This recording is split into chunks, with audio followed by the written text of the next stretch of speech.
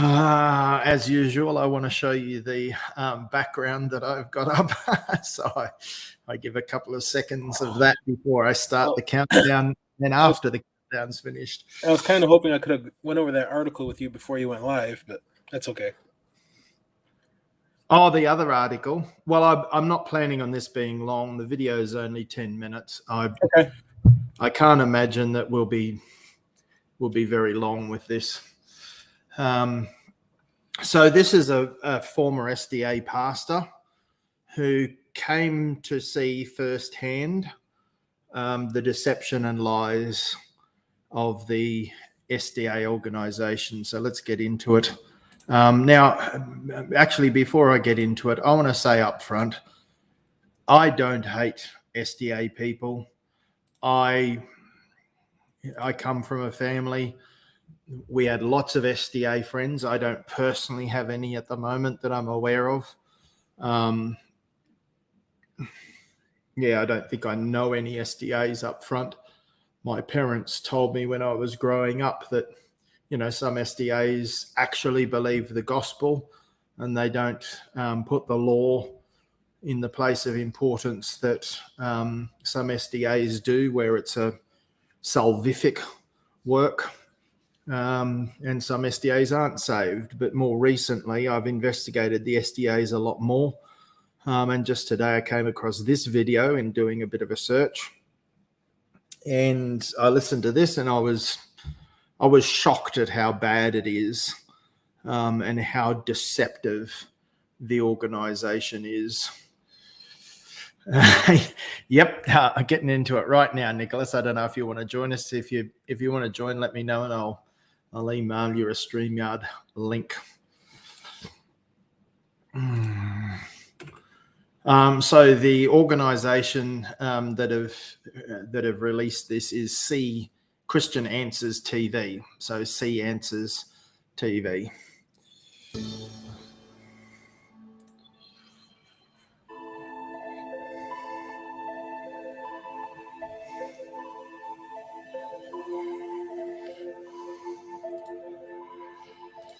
Okay, Nicholas wants to join, so I'll just send him the StreamYard link first.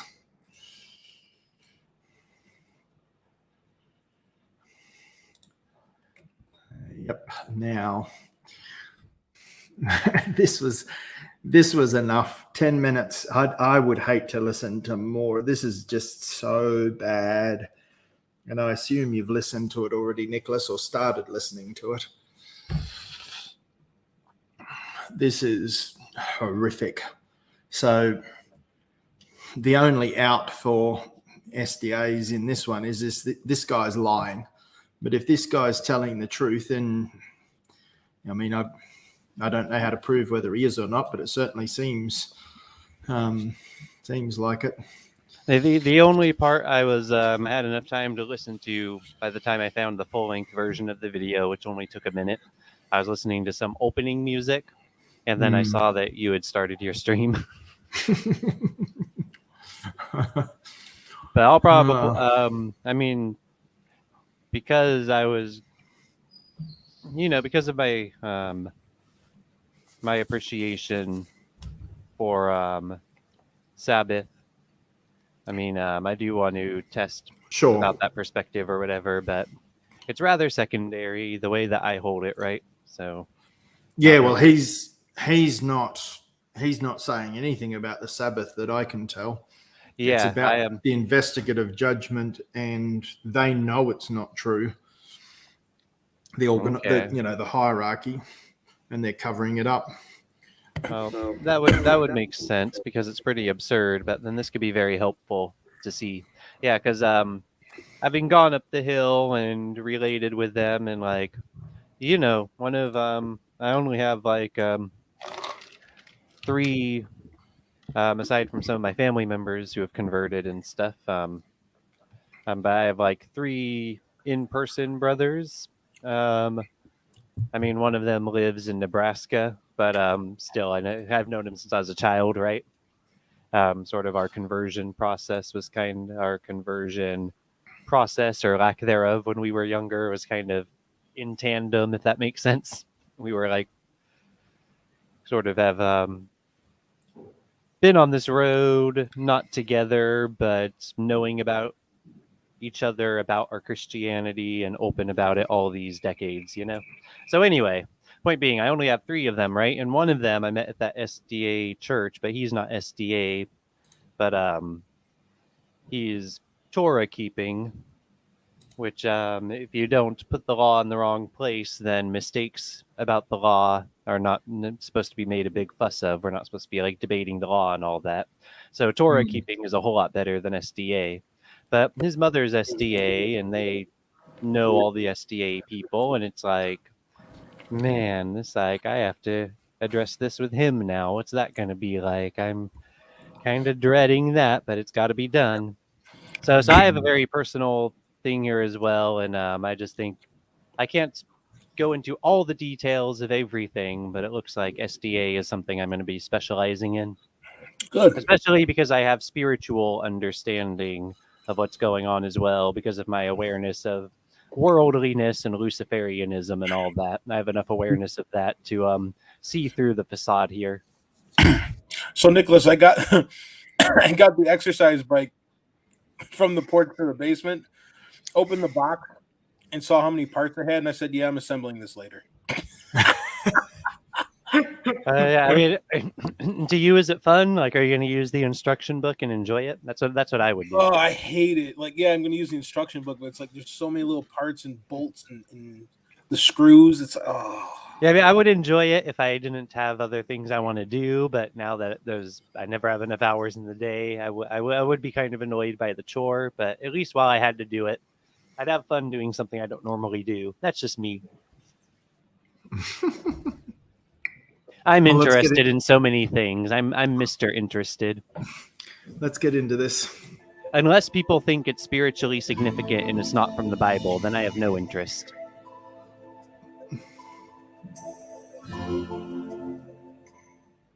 Dr. Raymond Cottrell, who had just retired, gave another Adventist forum. This was in San Diego. And he was on the committee that wrote the SDA Bible commentary. And because he was the denomination's best Hebrew scholar, their #1 Hebrew scholar, he was assigned to write on Daniel. Well, he got to Daniel 8:14, and he could not get Adventist interpretation out of Daniel 8:14. So he went to Elder Lowe, who was in charge of the committee, and then the two of them went to R.R. Figuer, who was the General Conference president at the time. They said, look, we can't get Adventist theology out of Daniel 8, and that's the pillar of the Adventist church. Well, Figuer said, you get the best minds of Adventism, and you form a super secret committee, and you work on this problem until it's solved. Notice super secret. Well, are we considering if Jamie's part of the committee? No. Just he's working on this problem. He's obsessed with it. See, whenever there's an organization that has a secrets, it's a problem. Because that's my point. Like a secret society. Christians, we shouldn't be like that. No. Yeah, no. Amen, brothers. Amen. So they did. They got the best minds of Adventism, and the men are listed in my book, Cultic Doctrine. And they worked on it for 5 years and realized they could not biblically support it. So they didn't know what to do. If we... Again, 5 years, the best minds in Adventism, 5 years, it really takes you that long to go, no, we're wrong. Yeah, and before I had come across some of these matters myself, I probably would have ignored a testimony like this, not knowing whether or not it rang true, not being able to assess it. But now I'm willing to take it as food for thought because it rings true enough that we shouldn't just ignore these things. We should try to learn, you know? So now that I do know how to assess it, I'll go ahead and I'm assessing it. Yeah, I wouldn't have known what to do with this until I'd been through, like with you particularly. But yeah, we've been through this now, and it's like, yeah, this is something that is very, very concerning and sounds like the truth. But yeah, we will need to verify this. say it's not biblical, then that blows the church up. And if we say it is, we're lying. So they finally disbanded and left no minutes. So the choice was, like the Pharisees coming to Jesus and saying, where do you get your authority? And Jesus saying to them, well, where did John the Baptist get his authority? And if they say, if they said to Jesus, they reasoned in their minds, if we say that it's from God, he'll say, why didn't you believe him? And if we say it's not from God, the people will be upset. Exactly the same.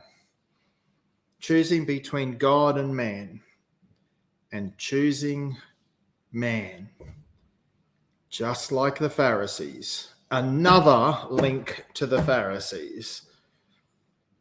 As if they'd never met. And they were instructed to tell the pastors to continue to teach them. Right, so let me play that again. They didn't take any notes, so that there was no record that they'd ever met. Right? If they were notes, they got rid of them, right? Biblically supported. So they didn't know what to do. If we say it's not biblical, then that blows the church up. And if we say it is, we're lying. So they finally disbanded and left no minutes, as if they'd never met. And they were instructed to tell the pastor. So the deception keeps getting worse. First of all, secret, 5 years. And have you guys heard of minutes before? That's Yeah. I guess they refer to little segments of a meeting or something, is what that word, a minute of a meeting. But so the records of a meeting. Yeah, there's in church polity, because we sort of developed the church sort of developed the polity of British common law and of the United States. And in church polity, there's a process, the way that a lot of churches still go about it and the way it was established, that you record these things and they're called minutes, and you record them all, and it's all the little things that happen, so they're on the record. So anyway, by recording no minutes as if they never met, I mean, well, he described it well enough, but I wanted to bring, I'm Mr. Interested, right? It's so deceptive. To continue to teach the investigative judgment based on traditional assumptions. Well, right, so continue with the lie. For the sake of... Did he say the investigative judgment? Yep. Yes. So I guess that's where your works are investigated. Yep. I'm based on Daniel 8:14, which is not talking about that. Okay, the investigative judgment, the pre-Advent judgment, or more accurately, the pre-Second Advent judgment, is a unique Seventh Adventist doctrine. I don't know if you want me to screen share or just keep reading. Which asserts that the divine judgment of professed Christians has been in progress since 1844. Just weird stuff, because that was this whole thing with 1844 that was called the Great Disappointment. That was supposed to be the return of Christ. And so she came up with a way that, the 1844 date is real, but it's something else that's part of the return of Christ. And that was because she came up with an excuse to save the Great Disappointment. That's where apparently that's where her popularity came from, and how she became the main prophetess of the church, because she saved this whole big thing they were all invested in, And so I'll keep reading it. It is intimately related to the history of the Seventh-day Adventist Church, and was described by one of the church's pioneers, Ellen G. White. That's an understatement, because as one of the pillars of Adventist belief. Because she didn't just describe it as one of the pillars, it's her own doctrine that she invented. Anyway, it is a major component of the broader Adventist understanding of the quote-unquote heavenly sanctuary. I like that they put it in scare quotes. Was that like out of respect for real Christians or something? I'm not sure. But anyway, and the Wikipedia, they monitor it and stuff, but it's also made by regular people to some extent. So it's like a regular person put it in scare quotes for us. Thank you. And the two are sometimes spoken of interchangeably. So this is the whole atonement by Satan at the end doctrine. Keep listening to this video because she might not have made it up. It could be plagiarized. He doesn't say that that's plagiarized, but a lot of her stuff was plagiarized. Yeah, and that would make sense, but I think this is the one thing that whoever she would have plagiarized it from, they could have just been propelled instead, you know? So maybe she cleverly stole it from someone and took their claim to fame for herself. It's totally possible, yeah. But it would also make a lot of sense if this was the one thing that became her one random claim to fame or whatever, and then in order to keep it up, she had to find a bunch of other stuff that she had to plagiarize. That would also make sense too. Yep. Well, so that was the second thing. I knew it was wrong. I knew they knew it was wrong. So he found out that it was wrong. He knew that this was going on. He knows that they know that it's wrong. They've investigated it and found out that the investigative judgment is not biblical. And it tried to cover it up. And tried to cover it up. So that's actually three things. Yeah, there's no burning enough Bibles to cover that one up. Then the next thing that And why would Christians try to cover up a doctrine they believe falsely? Shouldn't they correct themselves? Let the Holy Spirit correct them? Why would you cover up a false doctrine? Probably because they're not Christians. Right. Is the most likely explanation by a long way. That's cultic behavior. That's like what Jehovah's Witnesses do. Mm-hmm. Yeah. Well, JWs are brothers of SDA. They both came out of the Millerites. Yep. happened was in the mail one day, I got a set of either 5 or 6 long cassette tapes from Dr. Zane Keim. He was a medical doctor, a friend of mine. And I did not ask for them. And what happened was that Walter Ray, who was a pastor I'd known in Southern California, and I think you may have his book there. Yeah, I'm looking for it right now. Here it is. Yeah, Walter Ray. It's a book, White Line. By the way, we have this on our website. The White Lie. Ellen G. White's Lies. Anyway, he was really strong believer in Ellen White, and he wrote a lot of books summarizing some of the quotes from Ellen White. I'll set this down. Yes. Anyway, and he was reading some old books on the life of Christ, and suddenly he realized, man, that sure sounds like Ellen White. Old books that she plagiarized from and then claimed them as her own.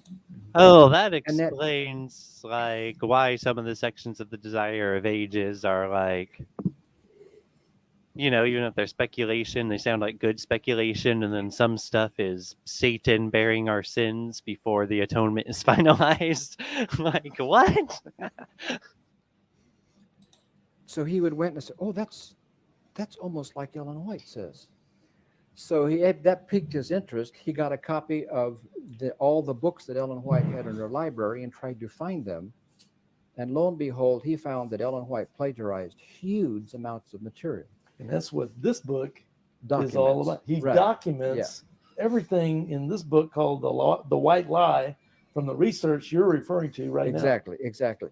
Now, the way she plagiarized, and she had some secretaries that helped her, they would change a word here, change a word there, put in a synonym or something else that would sound the same, but change it so it wouldn't be quite as evident. So it was deceptive plagiarism, if you will. Anyway, he found that she had plagiarized huge amounts in her books, even in her testimonies to individual people. Sometimes even her dreams that she had were quotes from some books. And even in places where she said the angel, and she would quote, she had an angel that supposedly spoke to her. Can I ask you guys something? Yep. Do you guys think there's any chance that Jamie has not bothered to poke into this and is unaware of these specific matters? Yeah. I'm like 90, maybe 98, 99% sure that Jamie is fully aware of all this. Yeah, I don't know. Well, that goes back to the question: is Jamie someone who's knowledgeable of this and he's just an infiltrator and he's being deceptive on purpose, or maybe he doesn't know this. Well, he's so engaged with LNG White's doctrines and so engaged with the debate that, you know, the way he watches us every time we come against her, it's hard to imagine that he's never poked his way into this. So like I say, 98 or 99% sure is the number I would give it. I could be wrong, but that's... See, I do see the possibility that he's aware of it, but he's so deceived, like he's so entrenched, and he's not aware of how trapped his mind is, how he's held captive, that even though he's aware of it, he's able to brush it off as though it's not important. If I can say it, I don't know if that's the right way to say it. Does that make some sort of sense? Yeah. I think that I see that as a possibility. Yeah, that's and I didn't like yeah, that fits exactly what I intended. So you helped to clarify it, because I wasn't trying to state it as the absolute or whatever, you know. Or he's aware of this and he just rejects the information and says, no, it can't be true, it's false. Yeah, so it's not necessarily ignorance. That is a possibility, but I think it's a fairly small possibility. Like you were saying, that's minute. There's the possibility that he's being deliberately deceptive, but I don't get that sense from Jamie. I think he's deceiving himself first, and then from that delusional place, he's, you know, honestly delusion, or his delusion is being honestly expressed to us, if that can be a way to say it. Yeah, so, he has a lot of ties. There's a lot invested, and so even subconsciously, he might not be aware of, you know, what he has to give up, but there's stuff he has to give up, and so rather than even think about that, no, just brush that off to the side. So I guess that's why he came to the debate community out here, was like hoping that he could do well with SDA doctrine out here and somehow feel better about these facts. And that's why he won't stop emailing me. He can't let it go. He's convicted about it. But he's trying to brush it off. In his false doctrine, he wants someone to affirm him and say, it's okay, Jamie. Yeah. Yeah, and he's got someone. Siege. Well, I don't think he's the only one. I think there are others, but yeah. But Siege is like, with great power comes great responsibility. He's like, from a Christian perspective, his voice seems to have a lot more validity than a lot of other voices in this local area. Yeah, you're not helping him, CJ. You're making this worse. Claimed to have 2,000 visions and so on. Mm-hmm. And that's what I wanted to talk about. She had an angel that visited her. Oh, of course she did. Of course she did. What a surprise. Right. I'd never heard about that before. Oh, let's see. Muhammad, Joseph Smith. There you go. I think I may have heard about it at some point, but I was like such a baby in Christ. I didn't know what to think of it. I was still like, I don't know things. I'm testing and figuring things out back then, you know? So I may have heard about it and not put up a red flag over it. Yeah, because if I had heard of that, I would have immediately gone, well, that's not from God. Thank you. You know, this is settled for me. You know, she had a demon talking to her. Either that or claimed by claiming that it was an angel, even if she didn't actually have an angel, that's not claiming that God's speaking to you. If you claim an angel's speaking to you when angels don't speak to people that way. So it's still demonic. And that what do they call that judgment? I closed it. Investigative. Yeah, the investigative judgment doctrine is. There's no doubt that was given by a demon into someone's mind in some way, whether she plagiarized it from someone else or whether the demon specifically was interacting with her and with her mind. It's the ultimate example of a doctrine of demons. It's a caricature or like a parody of itself. I can't believe 50, over 40 years of Christianity, and I, it's not like I've had only, a passing acquaintance with SDAism, but I mean, my family knows SDAs and SDAism, and I can't believe how ignorant I am of it. But part of that is because they cover up. Well, now you can share this knowledge with your family, Graham. Yeah. Well, my family's not SDA at all. Yeah, but they know some SDAs where this information might be helpful. I don't know if they still do. But yeah, oh, wow. There's an SDA here in this town. It's one of the bigger churches in town.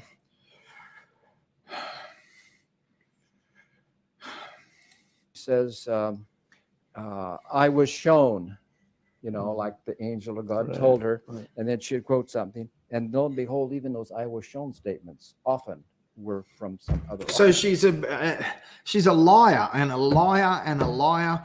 This is Kenneth Hagin copied from E.W. Kenyon and claimed that it was a direct revelation from God. But most of what Kenneth Hagin wrote in his books, he copied directly from E.W. Kenyon. And then he was the one who taught Kenneth Copeland, who taught all of the other Word of Faith people pretty much. All come from that same source. Wow. These people are such disgusting liars. This is vile. This is so demonic. Yep. This is stomach turning. So basically, the angels that Ellen White was talking to were really these other authors that had written books that were in her library. Yeah, you might say that. Now, she's written a lot of good things too. And she quotes from some good authors at times. Okay. So those are three things. I knew. But lies are always more successful if there's truth in there. I couldn't trust Ellen White anymore. I knew the Adventist Church, their investigative judgment was wrong, and I knew they knew it was wrong. So about this time,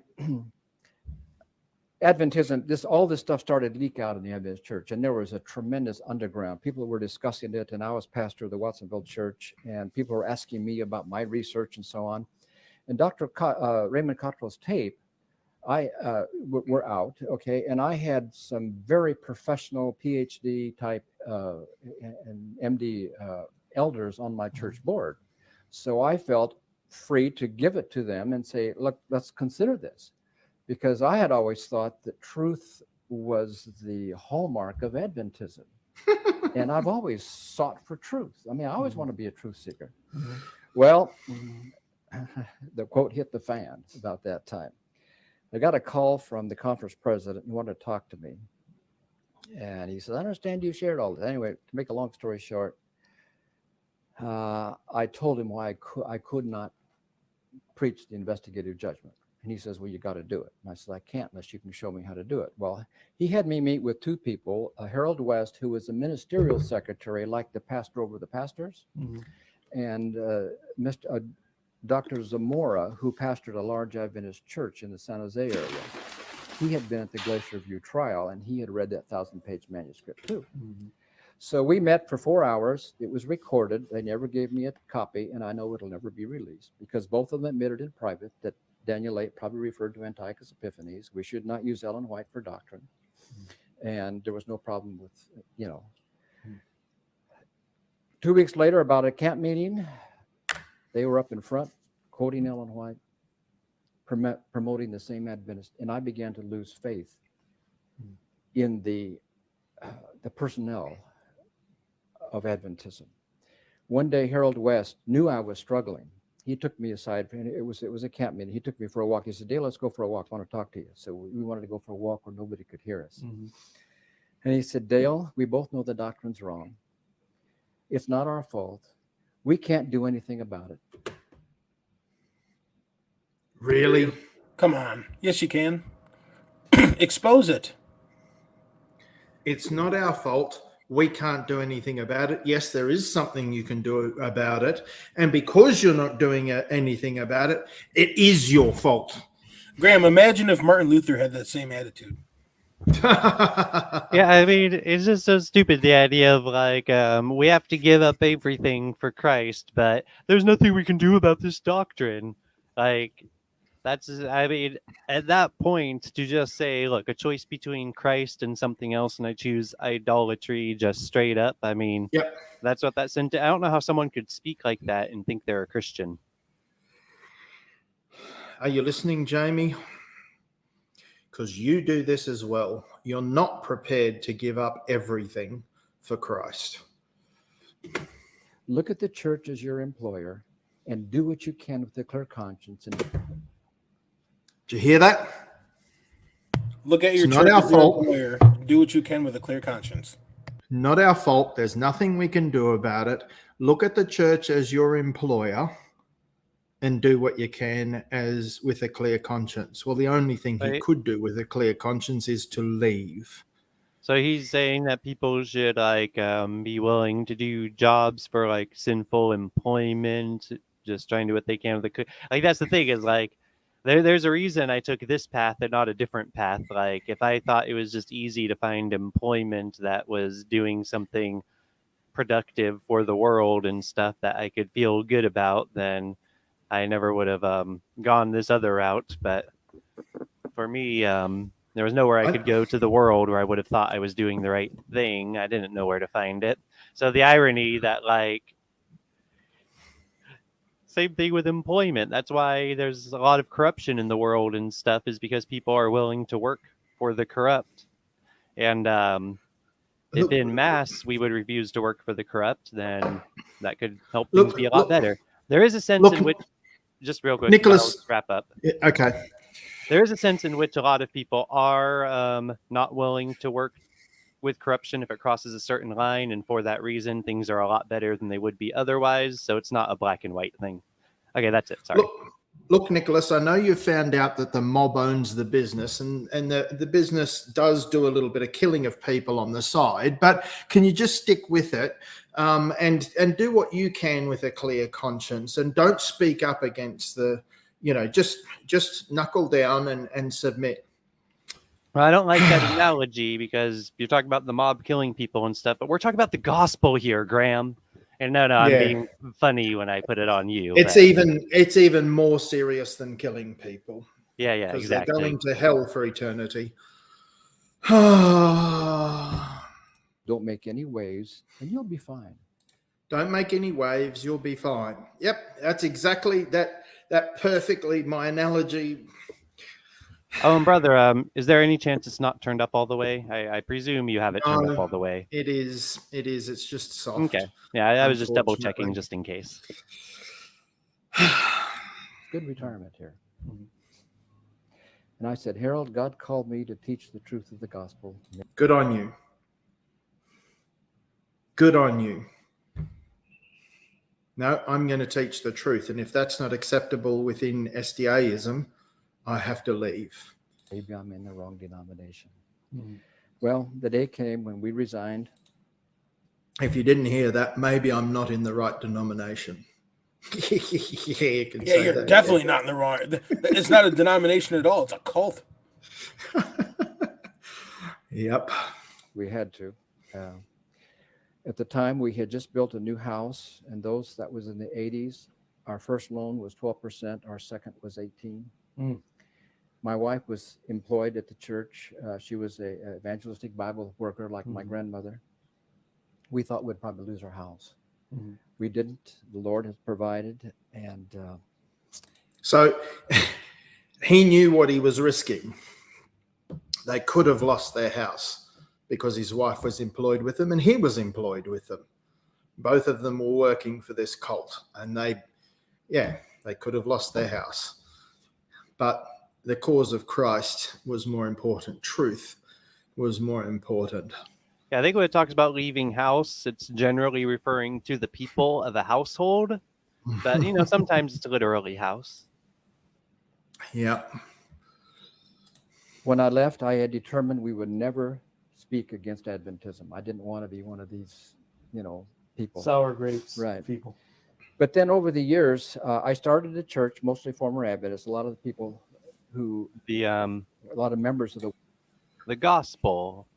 Obviously, he was going to have to, if you make a decision that's that bad, then you have to repent of it. Obviously, he was going to have to because of the gospel. Yep. the Watsonville church came with me when I left. And we started a church. It's in my book, Truth Led Me Out. But right. In fact, anyway, you kept the name Adventist in the Yeah. name of that church. What was the name of that church? well, at first it was the Biblical Adventist Church. Uh-huh. The Biblical Adventist Church. And then we got all kinds of flack from that. By the way, Who was Funny giving how you you would think like when you discover that, it would kind of like break your rose-colored glasses and your naivete. But it's interesting how people will still hold on to like some naivete sometimes, you know? Well, the Adventist refers to the second advent. They're looking forward to the return of Christ. So Yeah. I So have no problem with hanging on to that. but yeah, but the idea of calling your church an Adventist church is basically a prediction of coming soon, you know? So it's still in that whole field of stuff, you know? So I think he'll explain it. It sounds like he's going to later start a church that's not Adventist-y. Yeah, but it wasn't his choice. Have a listen. well, the church was Adventist Church. Seventh-day Adventists were giving you a hard time about using that name Yeah, absolutely. because they didn't consider you part of them No. anymore. In fact, some of our friends at They think that they have a mortgage on the name Adventist. Nobody else is allowed to use the word Adventist. the Academy, we have still friends out there. Mhm. Okay, we're coming to our church, and they got a letter from the conference. So SDAs were coming to his church and getting letters from the hierarchy saying you're not allowed to attend his church. Hey, that sounds familiar. That's what happens if you're an ex-JW or even if you are a JW. No, you're not allowed to associate with anyone else outside. This is such manipulative cultic behavior. President said, if you continue that, you're going to lose your job. So they didn't want anybody to come to our church. So any they're Adventists. threatening them with their employment. And So we everything changed the name to Biblical Fellowship Church. else. There you go. Graham, this is almost over. I'm kind of interested in watching the whole interview now. Yeah. Now, 2 years after I left, by the way, this is a good insight. I decided I'd put the writings of Ellen White. I picked out all of her books, and she's written a stack of books about that. I put them in the garage. And I said, I will not look at these for 6 months. Wow. If you like our YouTube channel, please. There you go. That's it. So I'll give people a link. And you can go from this. I did see the full interview. It's there's not hard to find. The YouTube link there has a playlist, and I think it's just the second video on the playlist. It's pretty easy to tell because the title is similar and the thumbnail looks similar, and you can tell it's the same. They're sitting there together. It's like the same interview, just longer. So there's the link to what we just watched if you want to. And I do encourage you, subscribe to that channel, notifications, like the video. We need to promote these truth-telling channels because they do get attacked by the cults. This video has been attacked a lot by SDAs, heaps of thumbing down, which YouTube's changed what influence that has. You can't even see how many people have thumbed it down anymore, which is good.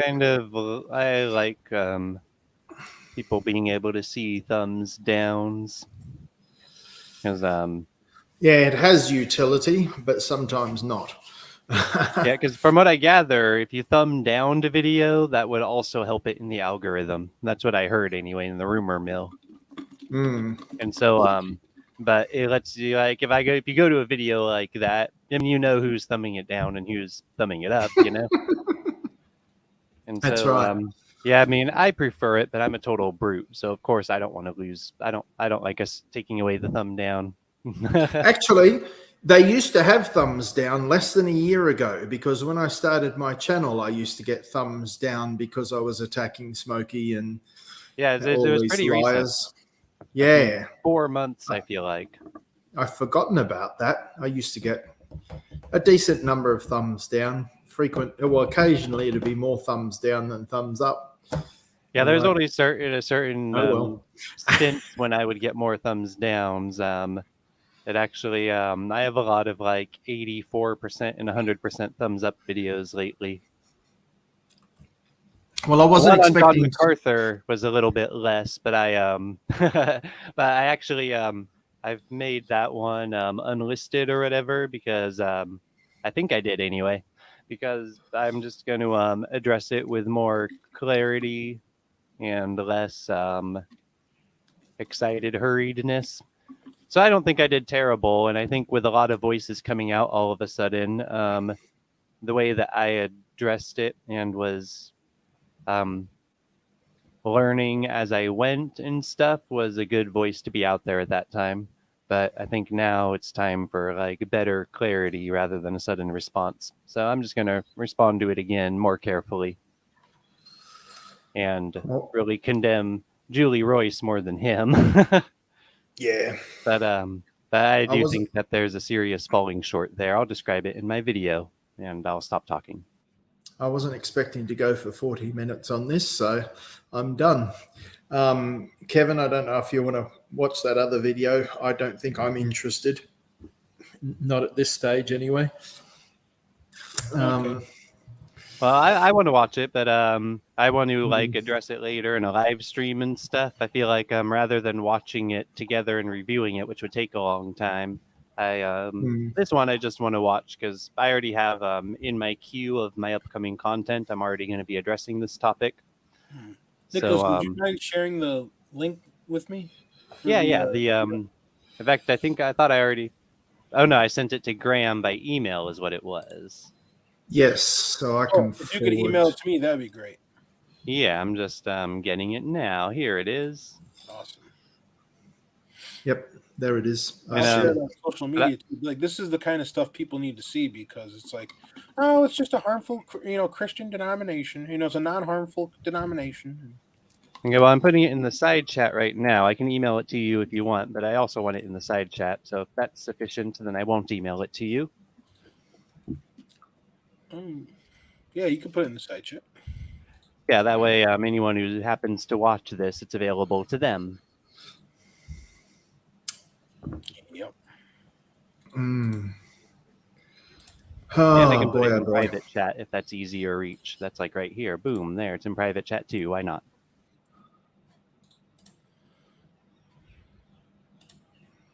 So let me just make sure that that's on both. No. So those who are listening on the other channel. Oh, yeah. There's that whole thing. I'll put it on that one as well, and then I'll shut this down. So there we go on the other